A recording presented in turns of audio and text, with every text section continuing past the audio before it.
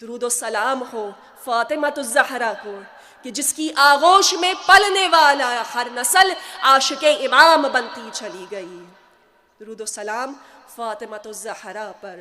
کہ فقط حضرت زہرا کی ہستی ان نسبتوں میں محدود نہیں ہے، بلکہ حضرت زہرا تو تعارف ہے ان ہستیوں کا کہ جب یہ تمام کسا کے نیچے جمع ہو جاتے ہیں، ملائکہ نے سوال کیا پروردگار یا رب من تحت الکسا، ایسا کون ہے اس کسا کے نیچے؟ تو اب انداز تعارف خدا بندی کو دیکھیے گا، رسول اللہ کے حوالے سے تعارف نہیں کیا، امیر المومنین کے حوالے سے تعارف نہیں، حسنین کے حوالے سے تعارف نہیں، بلکہ فرماتے ہیں فاطمہ تو و ابوہا و بالہا و بنوہا کہ یہ کون ہے؟ یہ دراصل فاطمہ الزہرا ہے، ان کے بابا ہیں، ان کے شوہر ہیں اور ان کے دو بیٹے ہیں۔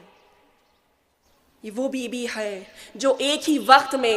ام ابیہا بھی ہے اور ام الائمہ بھی ہے۔ اخلاق میں رسول اللہ صلی اللہ علیہ وآلہ وسلم کا اخلاق نظر آتا ہے، اور جب کلام کرتی ہیں تو علی ابن ابی طالب معلوم ہوتی ہیں،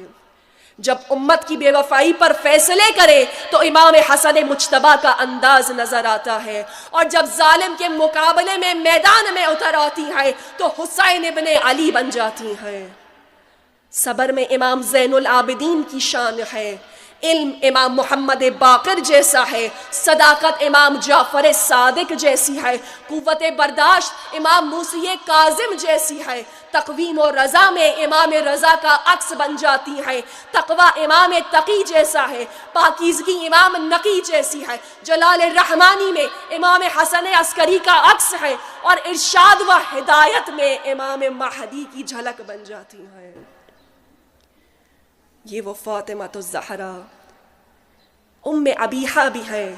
جو بچپن سے احساس ذمہ داری کرتے ہوئے کہ جس کو وما انطق عن الہویٰ کی زبان سے ام ابیہا کا لقب بن جاتا ہے۔ 6 برس کی تھیں جب یہ لقب ملا تھا، اور زہرا نے پھر لاج رکھی اس لقب کی جو خدا کی طرف سے ملا تھا۔ بس عزیزان محترم، آج کا دن تجدید وفا کا دن ہے کہ جب ہم یہاں پر جمع ہوئے ہیں اپنے وقت کے امام کی خدمت میں ان کی جدہ فاطمہ الزہرا کی ولادت کی مبارکباد دینے کے لیے، تو امام ہم سے منتظر ہوں گے کہ آئے تو ہو جمع ہو کر، لیکن ہمارے لیے کوئی تحفہ لے کر آئے ہو، اور وہ بہترین تحفہ جو حضرت فاطمہ الزہرا کی ولادت پر ہم امام زمانہ کی خدمت میں پیش کر سکتے ہیں، وہ ہم آپس کے تمام تفرقوں اور اختلافات کو مٹا کر امت واحدہ بن کر جب فاطمہ الزہرا کی خدمت میں جائیں گے تو ہمارا جانا بھی قبول ہوگا، ہمارا ہدیہ بھی قبول ہوگا، ہماری کانفرنس بھی قبول ہوگی، ہماری کاوشیں بھی قبول ہو جائیں گی۔ وہ زہرا، وہ سیدہ کہ جو قرآن کی عملی تفسیر بن کے نظر آتی ہیں۔ سورہ آل عمران آیا 103 میں خدا ارشاد فرما رہا ہے وَاعْتَصِمُوا بِحَبْلِ اللَّهِ جَمِيعًا وَلَا تَفَرَّقُوا، تم سب مل کر حبل اللہ کو تھام لو مضبوطی کے ساتھ اور آپس میں تفرقہ نہ ڈالو۔ یہاں پر 3 نقاط قابل غور ہیں۔ فرمایا وَاعْتَصِمُوا یعنی مضبوطی کے ساتھ تھام لو، پوری آمادگی کے ساتھ تھامو، اپنے پورے وجود کے ساتھ تھامو، اس طرح سے تھامو کہ پھر تمہارا ہاتھ حبل اللہ سے ہٹنے نہ پائے، پھر جیسے بھی فتنے کی ہوائیں اٹھتی رہیں، اگر تمہارے ہاتھوں نے مضبوطی کے ساتھ حبل اللہ کو تھاما ہوا ہے تو فتنے جیسے بھی ہو، 1400 سال پہلے ہو یا آج کے زمانے کو ہو، اگر مضبوطی کے ساتھ تھاما ہوا ہے تو کبھی بھی ہاتھ سے دامن نہیں چھٹے گا حبل اللہ کا۔ دوسرا نقطہ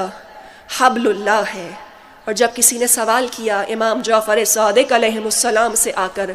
کہ یہ حبل اللہ کون ہے، تو امام جعفر صادق ارشاد فرماتے ہیں ہم اہل بیت علیہ السلام کی ولایت حبل اللہ ہے، یعنی وہ نظام جو منشور ہدایت بنا کر خدا نے بھیجا ہے، اس کو مضبوطی سے تھام لو۔ اور کس طرح سے تھامو؟ تیسرا نقطہ ہے جمیعاً، سب مل کے تھامو، یعنی فقط یہ کسی ایک کی ذمہ داری نہیں ہے، بلکہ اگر تم اللہ کی رسی کو مضبوطی سے تھامنا چاہتے ہو تو خدا تمہیں بطور امت دیکھنا چاہتا ہے، بطور جمعیت دیکھنا چاہتا ہے۔ اللہ کی رسی کو مضبوطی سے تھامنا ہے، لیکن سب نے امت واحدہ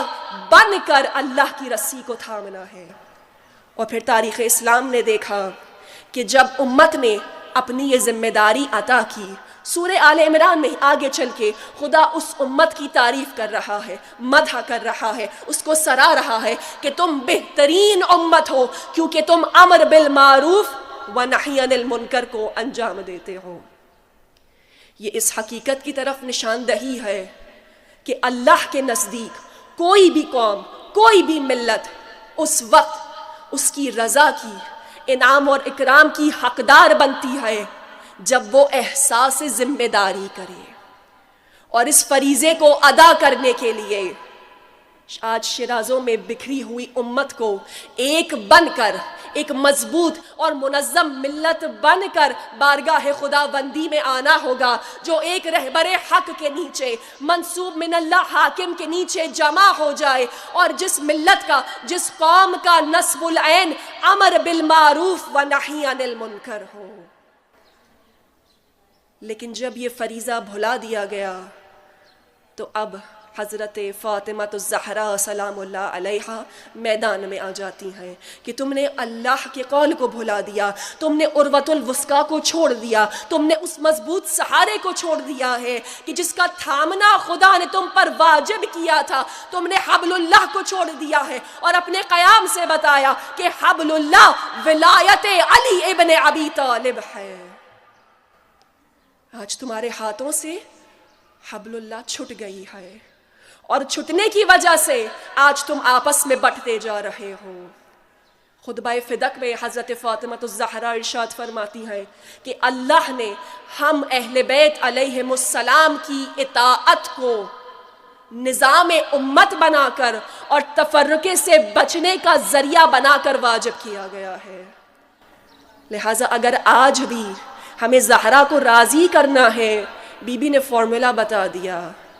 اطاعت اہل بیت ولایت کے سائے میں امت واحدہ بن کر، اور قرآن اصول بتا رہا ہے کہ زہرا کوثر ہے، حضرت فاطمہ الزہرا کا قرآنی نام کوثر ہے، یعنی منبع خیر۔ جس طرح زہرا کوثر ہے، سیرت زہرا بھی کوثر ہے، کردار زہرا بھی کوثر ہے۔ اگر کسی زمانے میں بھی کسی کو خیر چاہیے ہوگا، اسے در فاطمہ الزہرا پہ آنا ہوگا۔ اور آج حق کو پہچاننے کا معیار بھی یہی ہے۔ اگر دیکھنا چاہتے ہیں کہ حق کہاں ہے اور باطل کہاں ہے، تو یہ دیکھیے کس کی زندگی میں اسوہ فاطمہ الزہرا کی جھلک نظر آ رہی ہے۔ وہ علماء حق جن کی زندگی میں سیرت فاطمہ الزہرا کی جھلک نظر آ رہی ہے، وہ کوثر ہے، اور ان کے مقابلے میں آنے والے ابتر ہیں۔ وہ تمام ادارے جو محبتیں بانٹ رہے ہیں،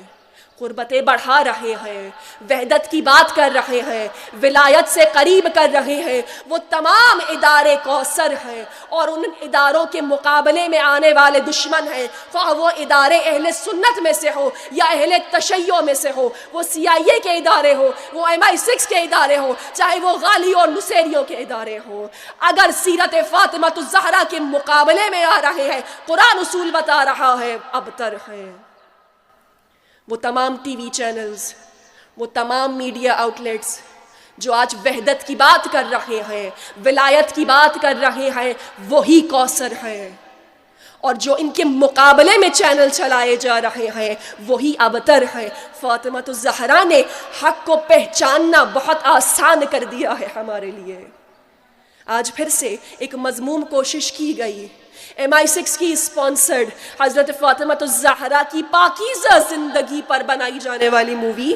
دا لیڈی آف ہیون بنا کر امت کو، بھائیوں کو پھر سے لڑوانے کی کوشش کی جا رہی ہے۔ عزیزان محترم، یہ وہی موقع ہے جب ہمیں عمار یاسر جیسی بصیرت کو استعمال کرنا ہے کہ ہم نے نیزے پر بلند ہونے والے کھال پہ لکھے ہوئے قرآن کے الفاظ کے پیچھے نہیں جانا، بلکہ ہم نے خیمے میں تنہا کر دیے گئے اپنے رہبر کے ساتھ جانا ہے۔ نام جتنا بھی مقدس استعمال کیا جائے، اگر نیت میں فتنہ ہے تو تمام کوشش فتنہ ہو جاتی ہے. جس طرح سے علامہ اقبال فرماتے ہیں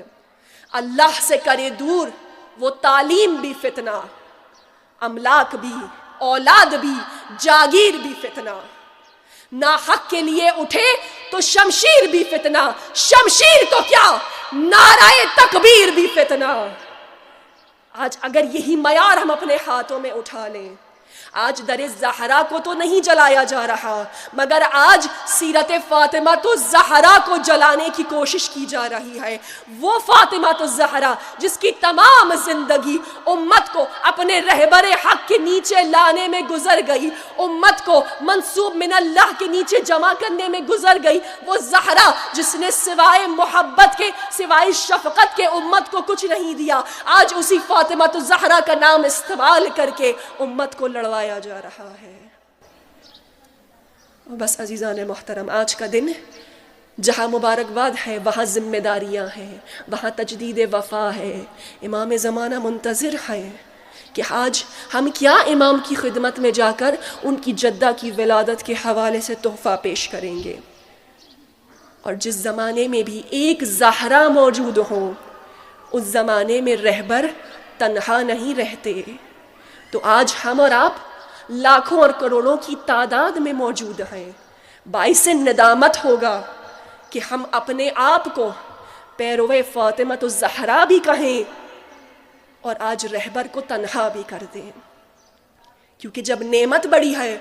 تو اس کا سوال بھی بڑا ہے، اس کی ذمہ داری بھی بڑی ہے. اور جس طرح سے امام جعفر صادق علیہ السلام نے اپنے شاگرد سے ارشاد فرمایا تھا، اے شاکرانی، کوئی اچھا کرے یہ خوب ہے، لیکن تم کرو تو خوب تر ہے، کیونکہ تمہاری نسبت ہمارے ساتھ ہے.